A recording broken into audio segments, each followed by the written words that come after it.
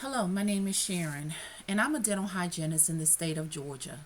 This is my first video, and unfortunately, it will not be my last. There will be a part two and a part three as this pandemic continues. My heart was heavily burdened by something inside, and I just had to make this video. Governor Brian Kemp in the state of Georgia reopened bowling alleys, restaurants, gyms, salons, massage parlors, and theaters in the month of April before the shelter in place expired. Upon hearing the news, I was in a state of shock because of the rising coronavirus cases and the deaths in my state. According to the White House gating criteria, we didn't meet it. We were supposed to have a 14-day decline in cases in order to go to phase one and stay in phase one for a certain period of time before phase two. I don't know what or who medical intel the governor consulted, but I strongly believe he got it wrong. And unfortunately, there will be an increase in new infections and new cases because of this decision. It is the nature of the virus. It enjoys when we congregate, moving from host to host. The decision is how fast it will spread and how soon it will spread. That is truly the question. I believe the decision was motivated by greed and partisanship. It has given us a false sense of security, believing this is over, and this is far from being over.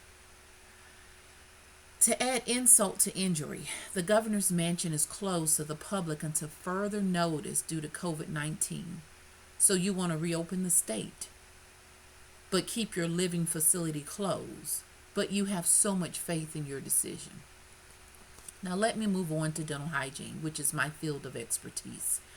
I've practiced for 22 years in the state of Georgia, and I have never experienced this level of anxiety and uncertainty regarding my occupation. I believe practicing dental hygiene in the area of this pandemic could be a death sentence for many. Why do I speak this way? Because scientific evidence reveals this.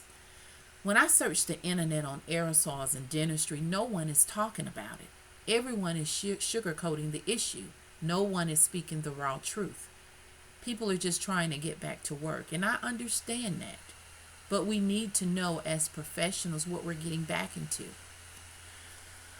According to the CDC latest version, the guidance for dentistry remains the same: to postpone elective procedures, surgeries, and non-urgent dental visits. Why is the CDC still recommending this? Because they are still learning how this virus spreads in dentistry. I'm going to read a couple of items from the CDC, and you can look this up yourself. It come out April 27th, 2020. COVID-19 is a new disease. We are still learning how it spreads and the severity of illness it causes. The virus has been shown to survive in aerosols for hours and on some surfaces for days. There are also indications that patients may be able to spread the virus while pre-symptomatic or asymptomatic. The practice of dentistry involves the use of rotary dental and surgical instruments such as a handpiece, ultrasonic scalers, air-water syringes. These instruments create a visible spray that contains large droplets of water, saliva, blood, microorganisms, and other debris. The spatter travels only a short distance and settles out quickly, landing on the floor, nearby operatory surfaces, and the dental health care provider or the patient.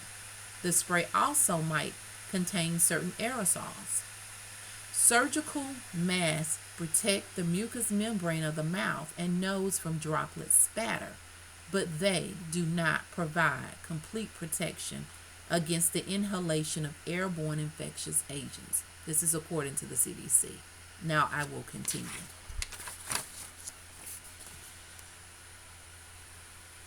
The administrator's guidance on preparing workplaces for COVID-19 places the dental health care provider in the very high exposure risk category, as their jobs are those with high potential for exposure to known or suspected sources of the virus that causes COVID-19 during specific procedures. When practicing in the absence of airborne precautions, the risk of SARS-CoV-2 transmission during aerosol generating dental procedures cannot be eliminated. Caring for patients requiring airborne precautions is not possible in most dental settings as they are designed for or equipped to provide this standard of care. For example, most dental settings do not have airborne infection isolation rooms or single patient rooms. They do not have a respiratory protection program and they do not routinely stock N95 respirators. So, recommendations according to the CDC is to postpone elective procedures, surgery, and non-urgent dental visits. Services should be limited to emergency visits only during this period of the pandemic. These actions help staff and patients stay safe, preserve personal protective equipment and patient care supplies, and expand available health system capacity. I will continue to read according to the CDC. Avoid aerosol generating procedures whenever possible. Avoid the use of dental handpieces in the air water syringe. Avoid the use of ultrasonic scalers. It is not recommended during this time. Prioritize minimally invasive restorative techniques. Use hand instruments only. If aerosol generating procedures are necessary for emergency care, use four-handed dentistry, high evacuation suction, and dental dams to minimize droplet spatter and aerosols. The number of dental health care providers present during the procedure should be limited only to those essential for patient care and procedure support. Visitors should not be present for the procedure.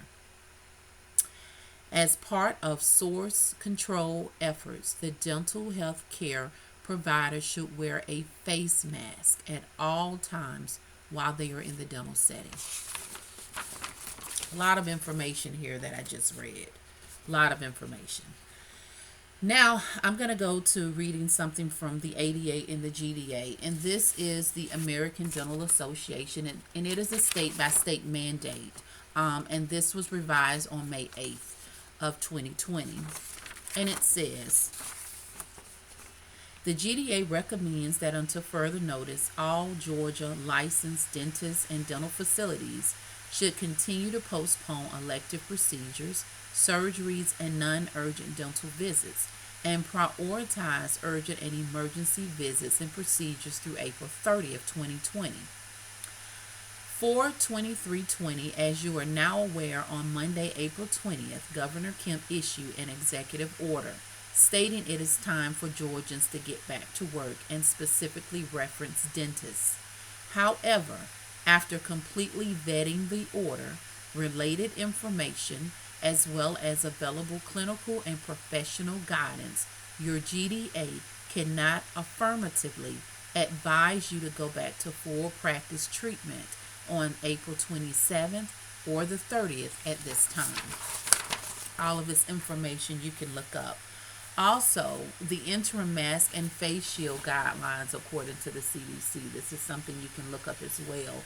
Even though if you go back to practice and you have the highest level of PPE, including the N95, you have the KN95, or you have a level 3 mask, and you can have goggles or face shield.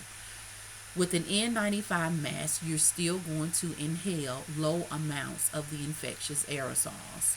With the KN95, it's stating low amounts as well, according to the ADA.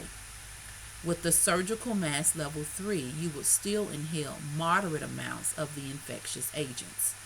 So looking at this and reading this information, nothing will completely eliminate what you will inhale, but it will reduce it. Sort of like the new HVAC systems that you can use, the PureVac or the Leaf, which is high evacuation. When you have to use an ultrasonic scaler, it still doesn't completely eliminate the aerosols, but it reduces it. So there still is a risk and a chance that we take when we go back to practice. And this is also in alignment with the CDC. Now, there is a letter that came out. I don't know if you're aware of it, but you can look that up, and that's with the American Dental Association. And you have the president of the ADA is writing a letter to Robert Redfield, which is the director of the CDC, asking them to change their current guidance for postponing elective treatment in dentistry. So the verdict is still out on that. Let's go on to OSHA new guidelines. You can look this up, and this is a triangle dealing with the risk factors of occupations. At the top of the triangle, you have the very high risk occupations. Then you have the high risk occupations, and then you have medium risk, and then you have lower risk occupations. Well, dental hygiene, according to OSHA, we are at the very high risk of the triangle.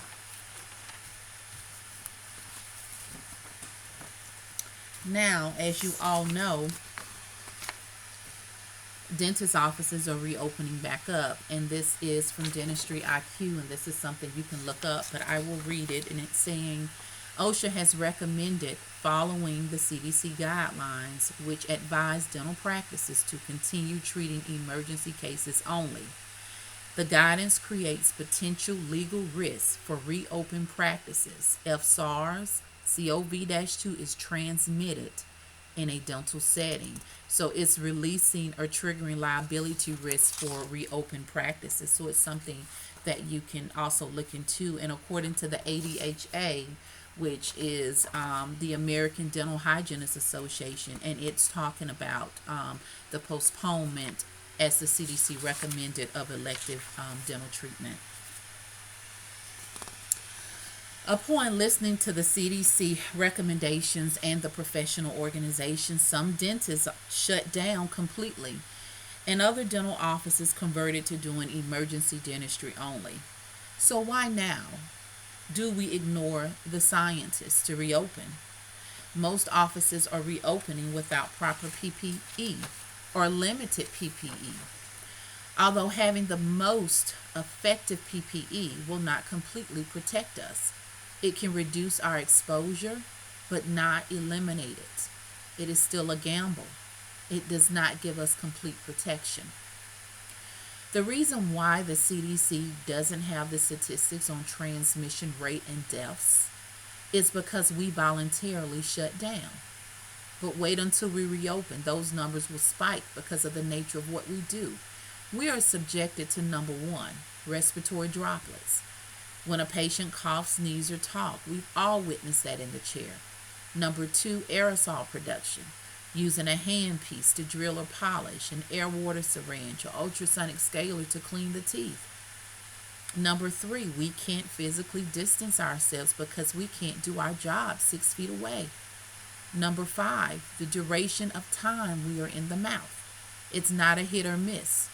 We are inhaling these infectious agents for at least 30 to 60 minutes or even longer.